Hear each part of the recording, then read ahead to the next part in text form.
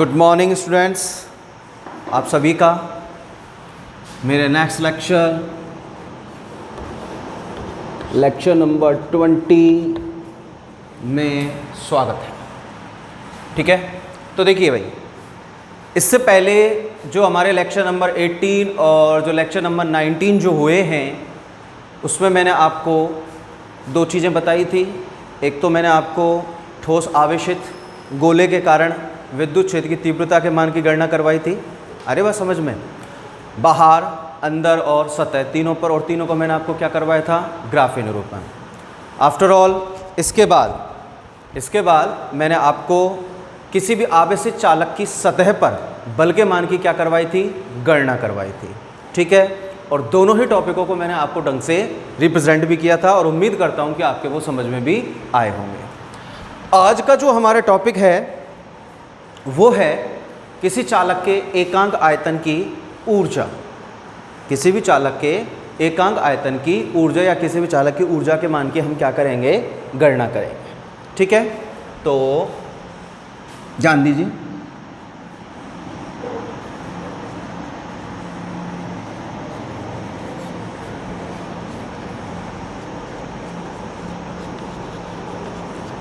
Topic हो गया हमारा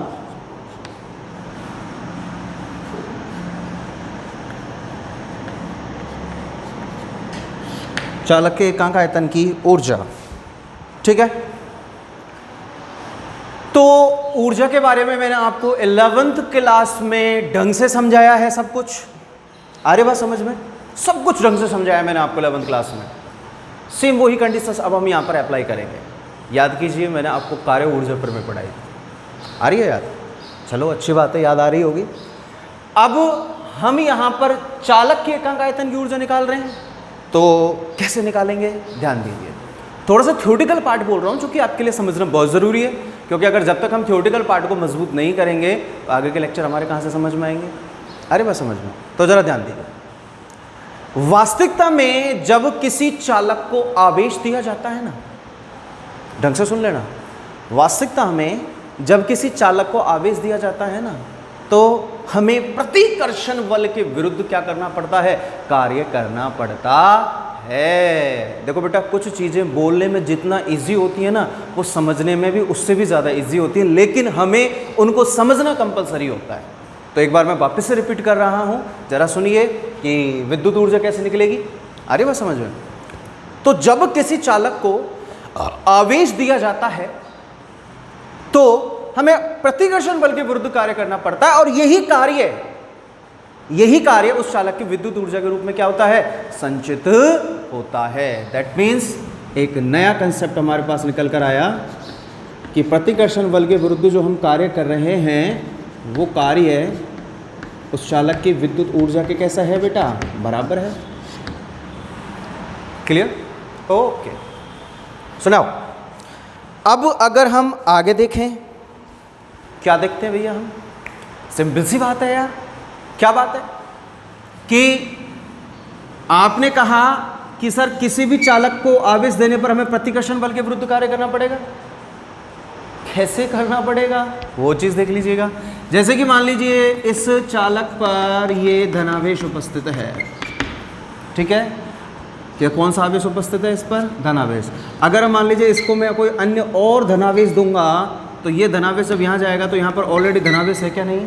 तो कौन सी नेचर का हो गया, ये सेम नेचर का हो रहा है कि नहीं हो रहा है, अर्थात इनकी कौन सी प्रकृति हो गई, समान प्रकृति हो गई। तो ये वाला धनावेश इस वाले धनावेश का अपने पास आने का क्या करेगा, विरोध करेगा कि नहीं करेगा, करेगा ना। और जब ये इसका अपने पास आने का विरोध करेगा तो प्रतिकर्षण बल कार्य होगा, और प्रतिकर्षण बल के विरुद्ध हमें क्या करना पड़ेगा, कार्य। और वही कार्य किसके रूप में संचित होगा, विद्युत ऊर्जा के रूप में संचित होगा। ठीक है, तो उम्मीद करता हूं कि आपको ये थ्योरेटिकल कंसेप्ट समझ में आया होगा। आगे चलते हैं हम। वास्तविकता में इस विद्युत ऊर्जा के मान की गणना करने के लिए, हम एक चालक को यूज में लेते हैं, और उस चालक की त्रिज्या क्या है, स्मॉल r। तो आप जरा ढंग से अब ध्यान दीजिएगा।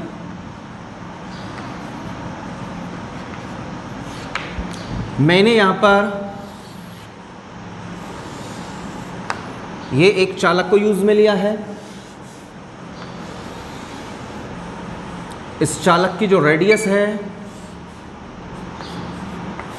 वो हो गई स्मॉल आर, ठीक है, और इस चालक पर धनावेश उपस्थित है।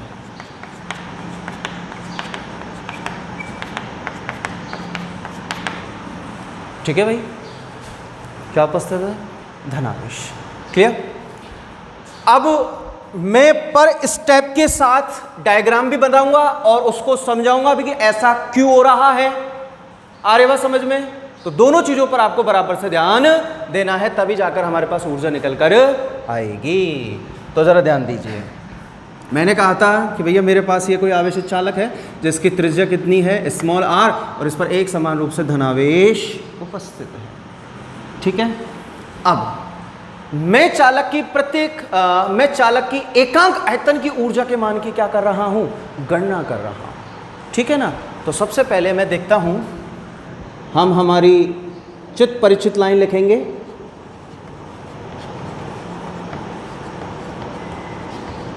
हम जानते हैं, ये हमारी चित परिचित लाइन है कि आवेशित चालक की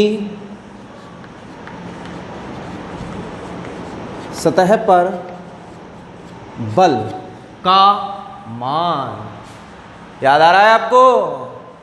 निकलवाया था इससे पहले वाली क्लास में। क्या होता है सूत्र? डी एफ बराबर, या एफ बराबर कुछ भी मान लीजिएगा, एफ बराबर 1/2, बताइए क्या होगा? Epsilon not capital E square into D S. बोलो, होता है कि नहीं होता है? होता है। तो ये आ गया आपके पास बल का समीकरण, जो कि मैंने आपको निकलवाया था। आप इसको डी एफ बराबर निकाल लीजिए। ठीक है, अब मैं निकालूंगा चालक की सतह पर दाब। क्या निकालूंगा मैं? दाब। निकाल लूं भैया दाब? तो आप जानते हैं दाब बराबर बल बटे क्षेत्रफल, तो D F upon D S. D F का मान रखेंगे 1/2 epsilon not capital E square into D S बटे में डी एस। डी एस से डी एस कट गया, क्या बच रहा है आपके पास? P बराबर 1/2 epsilon not capital E square. बच रहा है कि नहीं? बच रहा है। अब देखो, थोड़ा सा हम खुरापात कर लेते हैं यहाँ पे, इस समीकरण के साथ थोड़ा सा खुरापात कर लेते हैं। और वो खुरापात क्या है? P बराबर 1/2 into epsilon naught into capital E square. यही समीकरण है ना? इसके अंश व हर में मैं एप्सिलॉन नॉट का गुणा भाग करा रहा हूँ। करा दिया अंश व हर में। तो देखो बेटा, क्या समीकरण बनेगा?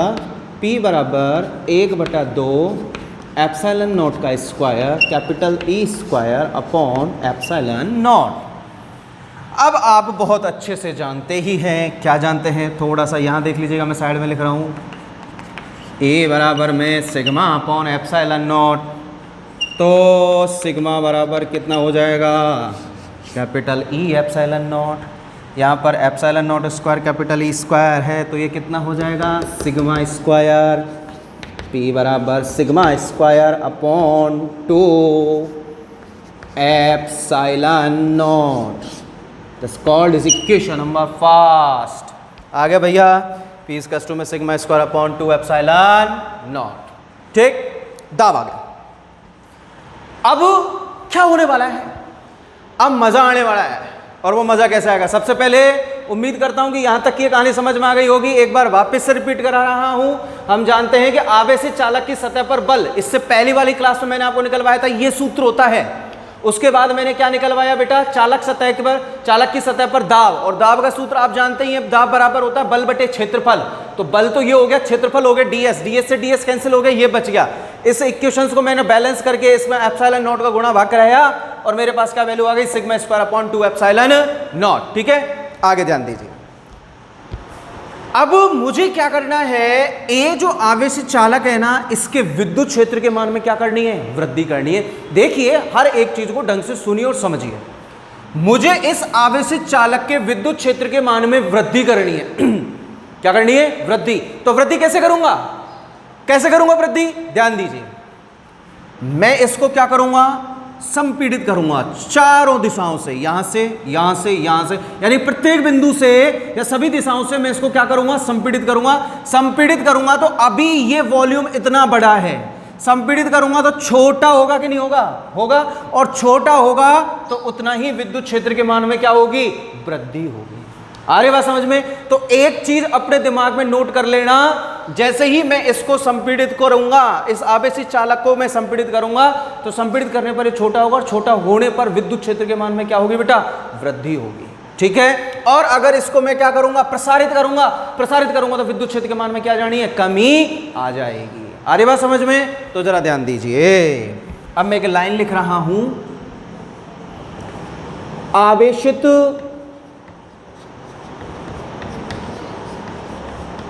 चालक को सभी दिशाओं से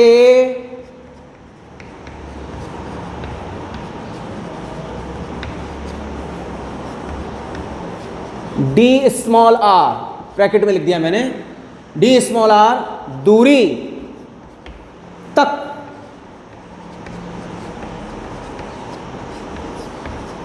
संपीड़ित करने पर, संपीड़ित करने पर।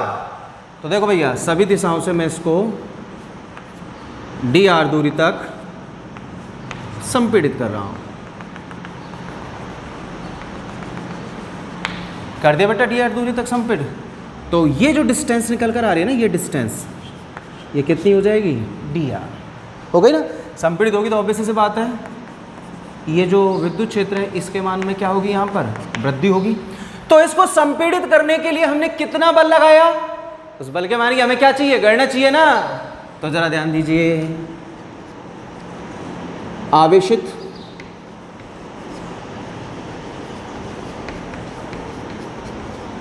चालक गोले को संपीड़ित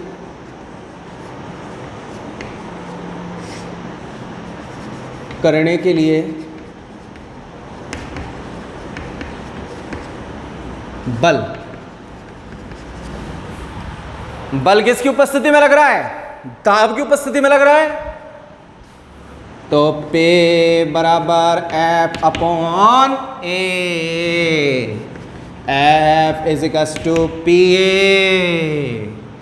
ए बराबर एरिया, गोला दिख रहा है ना, दिख रहा है ना गोला, ए बराबर 4 पाई आर स्क्वायर हो गया। तो लिख दीजिएगा एफ बराबर पे इंटू 4 पाई आर स्क्वायर। अर्थात ये वो बल है, इसको हमने दे दिया समीकरण नंबर 2, ये वो बल है जिसके कारण इसको हमने क्या किया है, संपीड़ित किया है। अब इस लैंग्वेज को पढ़ो, आवेशित चालक को सभी दिशाओं से डी आर दूरी तक संपीड़ित करने पर, ठीक है। अब संपीड़ित करने पर क्या करेंगे हम, संपीड़ित करने के लिए कार्य करेंगे कि नहीं करेंगे, करेंगे कार्य। तो आप जानते हैं कार्य बराबर बल इंटू विस्थापन। कार्य कितना है भाई, डी आर दूरी तक संपीड़ित कर रहे हैं, अल्प दूरी है तो अल्प दूरी के लिए अल्प कार्य करना पड़ेगा। कार्य बराबर बल इंटू विस्थापन, अर्थात जो कार्य होता है वो बल और विस्थापन के अदिश गुणनफल के बराबर होता है। तो डी डब्ल्यू बराबर में F vector dot D R vector, भैया जिस दिशा में बल लग रहा है उसी दिशा में संपीड़न हो रहा है कि नहीं हो रहा है, तो बल और विस्थापन दोनों सेम डायरेक्शन में हैं। तो डी डब्ल्यू बराबर में F D R cos theta, same direction में होने के कारण थीटा बराबर कितना हो जाना है, 0 डिग्री। तो डी डब्ल्यू बराबर में एफ डी आर। बेटा एफ का मान आप समीकरण नंबर 2 से यहां पे रख सकते हैं, यहां पे रखेंगे तो आप देखेंगे, क्या देखेंगे, डी डब्ल्यू बराबर में एफ की जगह पर P into 4 pi r square into d r है, हो गया। अब जरा ध्यान दीजिए, ये आ गया, इसको मैंने दे दिया समीकरण नंबर 3, दे दिया बेटा। बस अब हमारी डेरिवेशन समाप्ति की ओर है, आपको ज्यादा दिमाग लगाना नहीं है। आ जाइए आ जाइए आ जाइए आ जाइए आ जाइए, ये हो गया समीकरण नंबर 3। अब देखिए आगे इक्वेशन नंबर 3 में हमने कार्य के मान गणना कर लिया। अब इस पूरे इक्वेशन नंबर 3 को आप गौर करके देखिए, ये क्षेत्रफल है क्या नहीं 4 पाई आर स्क्वायर, ये दूरी है क्या नहीं है। जब मैंने इस आवेशित चालक गोले को सभी दिशाओं से डी आर दूरी तक संपीड़ित किया है, तो बताओ इसकी किस चीज के मान में परिवर्तन नजर आ रहा है आपको? देखो अपनी आंखों से, हो रहा है किसी राशि में परिवर्तन? हो रहा है सर। किस में हो रहा है? इसके आयतन में। छोटा हो रहा है कि नहीं हो रहा है? आयतन में कमी आ रही है कि नहीं आ रही है? आ रही है ना? तो जरा ध्यान दीजिए, अतः आवेशित गोले के आयतन में परिवर्तन कितना हो जाएगा बेटा? आप जानते हैं आयतन ज्ञात करने का सूत्र होता है आयतन बराबर क्षेत्रफल इंटू दूरी है। तो बेटा आयतन हो गया dv बराबर क्षेत्रफल हो गया 4 पाई आर स्क्वायर इंटू दूरी कितनी हो जाएगी dr। अब आप पूछेंगे गुरुजी आपने dv क्यों लिखा है यहाँ पर? अरे अल्प दूरी है ना, अल्प दूरी है तो आयतन में परिवर्तन भी कैसा होगा? अल्प ही होगा। तो dv बराबर में 4 pi r square into dr। Okay, अब उठा लाओ समीकरण नंबर 3 को। तो देखिए समीकरण नंबर 3 से, समीकरण नंबर 3 ने क्या कहा? मैं हूं dw। समीकरण नंबर 3 ने कहा मैं हूं dw और मेरा फंक्शन है p into 4 pi r square into d r. तो देखो प्यारे बच्चों, यहां पर 4 pi r square into d r कितने के बराबर है बेटा? db के बराबर है। तो dw बराबर में कितना फलन आ गया? pdv। अगर आपने 11th क्लास में थर्मोडायनामिक्स को ढंग से पढ़ा होगा तो संपीड़न की स्थिति में किया गया कार्य dw बराबर pdv इक्वेशंस मैंने आपको बताई थी। सेम वही वैल्यू आपके सामने यहाँ निकल कर आ चुकी है और हमारी डेरिवेशन भी समाप्ति की ओर ही है। तो आप ध्यान दीजिए, dw बराबर pdv, तो dw is equals to p का मान आपने यहाँ से निकाला ही है sigma square upon 2 epsilon naught, sigma square upon 2 epsilon naught into dv, ठीक है ना। उपरोक्त समीकरण किसी चालक को सभी दिशाओं से dr दूरी तक संपीड़ित करने में किए गए कार्य के मान को क्या करता है? व्यक्त करता है। और यही कार्य same this work is equal of the electric energy of this conductor sphere. आ रही बात समझ में? यही कार्य इस चालक की विद्युत ऊर्जा के कैसे होगा बेटा? बराबर होगा। बराबर होगा तो आप देख सकते हैं dw बराबर du। तो मैं लिख सकता हूं du बराबर में sigma square upon 2 epsilon naught into dv। आ रही बात समझ में? अब यदि आप प्रति एकांक आयतन की निकालोगे तो चालक के प्रति एकांक, क्योंकि हमारे टॉपिक में प्रति एकांक आयतन है, तो प्रति एकांक आयतन की ऊर्जा, जिसको बेटा आप म्यू से व्यक्त करोगे क्योंकि ऊर्जा घनत्व हो जाता है एक तरह का ये, तो du अपॉन ये बेटा u है, एकांक आयतन का क्या दे देंगे? भाग। चाहे तो dv बराबर 1 मीटर क्यूब मान लो, नहीं तो इसका भाग दे दो, ठीक है ना। तो sigma square upon 2 epsilon naught into dv बटे में dv, भाग दे दिया ना। तो आपके पास क्या वैल्यू निकल कर आ जाएगी? Sigma square upon 2 epsilon not. या फिर आप इसको ऐसे भी लिख सकते हैं भैया, सिग्मा स्क्वायर 1/2 तो बाहर है ही है, सिग्मा स्क्वायर को आपने लिख दिया epsilon not capital E square divide by में क्या चल रहा है? Epsilon not. एप्सिलॉन नॉट से एप्सिलॉन नॉट स्क्वायर कितने टाइम कैंसिल हो गया? एप्सिलॉन नॉट टाइम कैंसिल हो गया। तो म्यू बराबर में कितना आ जाएगा बेटा? 1/2 epsilon not capital E square. उपरोक्त समीकरण किसी भी चालक की प्रति एकांक आयतन की ऊर्जा के मान को व्यक्त या प्रदर्शित करता है। क्लियर? तो देखो बेटा, सिंपल सा कंसेप्ट है, यानी कि आप लोगों के दिमाग में एक चीज आता है कि सर हम डेरिवेशन का कंसेप्ट भूल जाते हैं, हमें पता ही नहीं चलता कि कौन सी चीज कब निकल कर आनी है और हम उसको कब कहां कैसे यूज में लेंगे और हमारे मार्क्स कट जाते हैं एग्जाम में। तो ये प्रॉब्लम नहीं है, ये प्रॉब्लम आप अपनी वजह से अपने अंदर लेकर आते हो। कैसे लेकर आते हो मैं आपको बताऊं। जैसे कि मैंने इस टॉपिक को आपको पढ़ाना स्टार्ट किया, मैंने टॉपिक को देखा कि चालक की एकांक आयतन की ऊर्जा के मान की क्या करनी है, मेरे को गणना करनी है। सबसे पहले मैंने डायग्राम का कंस्ट्रक्शन कंप्लीट किया, ठीक है। उसके बाद मैंने देखा कि हम जानते हैं आवेश से चालक की सतह पर बल का मान मैंने आपको इससे पहले वाली क्लास में निकलवाया था। उसके बाद मैंने दाब निकाला, दाब बराबर आप जानते हैं बल बटे क्षेत्रफल, ds का भाग दे दिया, ये फंक्शन आ गया। इसको तोड़ मरोड़ कर मैंने क्या बना लिया, sigma square upon 2 epsilon not. अब मुझे देखना है कि भैया चालक की एकांक आयतन की ऊर्जा करनी है, तो मैंने आपको जैसे कि शुरू में जो कंसेप्ट बोला था, वो कंसेप्ट क्या था, वो कंसेप्ट यही तो था कि अगर किसी चालक को हम आवेश देंगे तो हमें प्रतिकर्षण बल के विरुद्ध क्या करना पड़ता है, कार्य करना पड़ता है, और यही कार्य विद्युत ऊर्जा के मान को क्या करेगा, व्यक्त करेगा। तो हमें कार्य निकालना है ना, तो कार्य कैसे करेंगे, विद्युत क्षेत्र की उपस्थिति में यहां से मैंने इस चालक को सभी दिशाओं से dr दूरी तक क्या किया, संपीड़ित किया। संपीड़ित कराऊंगा तो आयतन में परिवर्तन होगा, आयतन में परिवर्तन होगा तो ऑब्वियस सी बात है विद्युत क्षेत्र के मान में क्या होगी, वृद्धि। तो ध्यान रखना, संपीड़न सिकुड़ने पर विद्युत क्षेत्र बढ़ता है, प्रसारित फैलाने पर विद्युत क्षेत्र के मान में क्या आती है, कमी आती है।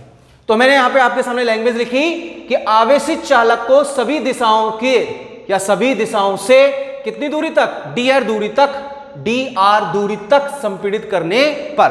तो सभी दिशाओं संपीड़ित किया है मैंने इसको। सबसे पहले संपीड़ित करने पर मैंने कुछ ना कुछ तो कार्य किया ही है, तो कार्य ज्ञात करने के लिए सबसे पहले मैंने बल निकाला। तो देखो आवेशित चालक गोले को संपीड़ित करने के लिए उपयोगी आवश्यक बल, तो P बराबर में F अपॉन A होता है, क्योंकि दाब की उपस्थिति में लग रहा है। F is equal to P into A। गोला आपको आकृति गोलाकार दिख रही है कि नहीं दिख रही है, तो 4 पाई r स्क्वायर। अब कार्य निकालेंगे, कार्य बराबर होता है बल इंटू विस्थापन। जिस दिशा में बल लग रहा है सेम उसी डायरेक्शन में क्या है आपके पास, विस्थापन है बेटा। विस्थापन है तो सेम डायरेक्शन होगी, सेम डायरेक्शन है तो थीटा बराबर 0 डिग्री, और आफ्टर ऑल आपके पास क्या फंक्शन आ गया, dw बराबर P into 4 pi square into dr। मैंने आपसे कहा था कि समीकरण को फोकस कीजिएगा आप, और मत करो यार समीकरण को फोकस, आप तो डायग्राम पे आ जाओ। बेटा डायग्राम से आप गए तो आपने देखा कि सर मैं इस पूरे के पूरे गोले को सभी दिशाओं से dr दूरी तक संपीड़ित कर रहा हूं कि नहीं कर रहा हूं, कर रहा हूं ना। और बेटा जब सभी दिशाओं से dr दूरी तक संपीड़ित कर रहा हूं तो क्या होगा, इसके आयतन में परिवर्तन होगा। मैंने बेटा आयतन में परिवर्तन निकाला, तो मैंने देखो लिखा है बाकायदा कि आवेशित गोले के आयतन में परिवर्तन, तो आयतन बराबर होता है क्षेत्रफल इंटू दूरी, आयतन dv क्षेत्रफल 4 पाई r स्क्वायर इंटू दूरी dr। इसका मान हमने यहां रख दिया, काटा पीटी कर ली, हमारे पास क्या निकल कर आ गई, विद्युत ऊर्जा निकल कर आ गई। ठीक है ना, आ रही बात समझ में। तो मेन कंसेप्ट यही है। चलो अब इसके बाद हम आगे चर्चा करते हैं, ध्यान दीजिए।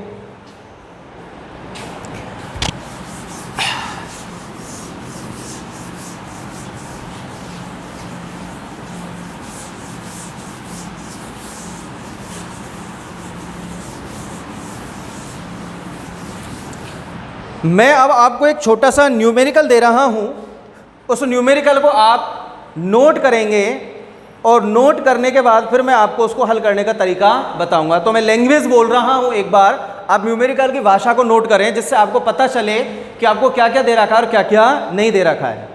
न्यूमेरिकल वाला कह रहा है 10 सेंटीमीटर व्यास के एक गोले को, 10 सेंटीमीटर व्यास के एक गोले को एक समान रूप से आवेशित किया गया है, आ रही बात समझ में, ताकि इसकी सतह पर विद्युत क्षेत्र की तीव्रता, ताकि इसकी सतह पर विद्युत क्षेत्र की तीव्रता 5 इंटू 10⁵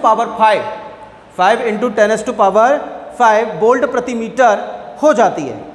गोले के केंद्र से 25 सेंटीमीटर की दूरी पर स्थित 5 इंटू 10⁻⁻² माइक्रोकूलम आवेश पर बल के मान की आपसे क्या करवा रहा है, गणना करवा रहा है। आ रही बात समझ में। तो जरा ध्यान दीजिए, न्यूमेरिकल आपको जो दिया गया है, उम्मीद करता हूं कि आपने नोट कर लिया होगा, और अगर नोट नहीं भी किया है तो एक बार मैं वापस से इसको रीड कर रहा हूं, आप ढंग से सुन लीजिएगा, ठीक है ना। कह रहा है एक 10 सेंटीमीटर व्यास का एक कोई गोला है, नोट में 10 सेंटीमीटर व्यास का एक गोला है, ठीक है, जिसको एक समान रूप से आवेशित किया गया है और इसको ऐसे आवेशित किया गया है कि इसकी सतह पर विद्युत क्षेत्र की तीव्रता का मान 5 × 10⁵ वोल्ट प्रति मीटर हो जाता है। अब वो कह रहा है कि गोले के केंद्र से 25 सेंटीमीटर की दूरी पर स्थित 5 × 10⁻², गोले के केंद्र से 25 सेंटीमीटर की दूरी पर स्थित 5 × 10⁻² माइक्रोकूलम के आवेश पर बल के मान की क्या करवा रहा है, आपसे गणना करवा रहा है। ठीक है, तो जरा ध्यान दें, सॉरी वो व्यास नहीं त्रिज्या है, 5 सेंटीमीटर त्रिज्या, व्यास नहीं। तो देखिए कितना इजी सा न्यूमेरिकल है। कैसे है सर कि वास्तविकता में 5 सेंटीमीटर त्रिज्या का कोई भी एक गोला है जिसको हमने एक समान रूप से आवेशित किया है और इस प्रकार से आवेशित किया है कि इस गोले की सतह पर विद्युत क्षेत्र की तीव्रता का मान 5 × 10⁵ वोल्ट प्रति मीटर हमें प्राप्त हो जाए। अरे बात समझ में। अब वो कह रहा है कि इस गोले के केंद्र से 25 सेंटीमीटर दूरी पर स्थित 5 × 10⁻² माइक्रोकूलम के आवेश पर विद्युत बल के मान की हमें क्या करनी है, गणना करनी है। कैसे करेंगे, आ जाएंगे। सबसे पहले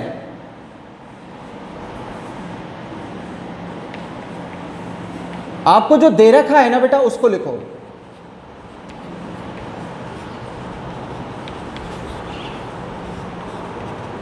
गोले की त्रिज्या 10 सेंटीमीटर ही थी ना, गोले की त्रिज्या 10 सेंटीमीटर, यही है, हाँ? 5, कोई बात नहीं, 5 गोले की त्रिज्या 5 सेंटीमीटर आपको दे रखी है। ठीक है, कह रहा है गोले की सतह पर विद्युत क्षेत्र ए सरफेस 5 × 10⁵ वोल्ट प्रति मीटर, क्या दे रखी है। कह रहा है इस गोले के केंद्र से, ठीक है, सॉरी गोले की जो वास्तविक त्रिज्या उसको तो आप कैपिटल आर मानिएगा, गोले के केंद्र से आर बराबर 25 सेंटीमीटर की दूरी पर आपको विद्युत बल के मान की गणना करनी है, जबकि जो आवेश वहाँ पर दिया हुआ है उसका मान आपको दे रखा है 5 × 10⁻² माइक्रोकूलम। ठीक है, कर लेते हैं भाई। तो जरा ध्यान दीजिए, ये गोला हो गया बेटा, इस actual radius capital R is equal to में 5 सेंटीमीटर। ओके, एक समान रूप से आवेशित गोला है, एक समान रूप से आवेशित है, ठीक है, कोई बात नहीं। ये जो इसकी सरफेस है, यहां पर विद्युत क्षेत्र की तीव्रता का मान आपको दे रखा है 5 × 10⁵ वोल्ट प्रति मीटर। अब इसके केंद्र से 25 सेंटीमीटर पर यहां पर आपसे विद्युत बल के मान की क्या करवा रहा है, गणना, जबकि उसने ये कहा है कि इस पॉइंट पर जो जो आवेश Q रखा है उसका मान है 5 × 10⁻² माइक्रोकूलम। ठीक है, तो बस ध्यान दीजिए, सरफेस दे रखा है, आउटसाइड पूछ रहा है, तो ये तो आपको नजर आ गया होगा कि बाहर की ओर पूछ रहा है। तो सबसे पहले नंबर 1 हम जानते हैं आवेशित गोलीय कोश, खोखला है भैया अंदर से, आवेशित गोलीय कोश के कारण सरफेस पर जो विद्युत क्षेत्र की तीव्रता निकालते हैं उसका सूत्र होता है बेटा KQ/R²। और जो हम बाहर की ओर निकालते हैं उसका सूत्र होता है बेटा KQ/r²। This called is equation number 1 and also 2। ठीक है, तो जरा ध्यान दीजिएगा, समीकरण नंबर 2 में समीकरण नंबर 1 से भाग देने पर 2 में 1 से भाग दे रहा हूं तो E out upon E surface इसी का टू के क्यू अपॉन आर स्क्वायर बटे में k q upon capital R square, capital R square upon small r square. ठीक है, वैल्यू क्या जानी है? ई आउट कैलकुलेट कर लेते हैं पहले। ई आउट आ जाएगा तो E surface into capital R square upon small r square. तो फर्स्ट ऑफ ऑल हम ई आउट ज्ञात कर लेते हैं। E surface 5 into 10⁵ 5 into 10⁵ into capital R. Here capital R is equals to 5 centimetre, metre में कन्वर्ट कर लो रे, तो 5 into 10⁻⁻2 metre. Okay, and small r 25 centimetre, convert to metre, then -2 metre. ठीक है, तो 5 इंटू 10⁵, तो r 5 into 10⁻2 divide by 25 into 10⁻2 का होल स्क्वायर। हो गया? कैटापिटी करेंगे, यहाँ से outside intensity of electric field निकल कर आ जाएगी। लेकिन एग्जामिनर ने आपसे यहाँ पर फोर्स पूछा है बेटा, विद्युत बल पूछा है, नॉर्मल सा सिक्वेंस है, बाहर की ओर पूछा है, तो आप जानते हैं ई इसका टू में क्या होता है बेटा, F अपॉन Q0। तो यहाँ पर बाहर की ओर पूछा है तो ई आउट इज इक्वल्स टू में F अपॉन Q। क्लियर? एक मिनट,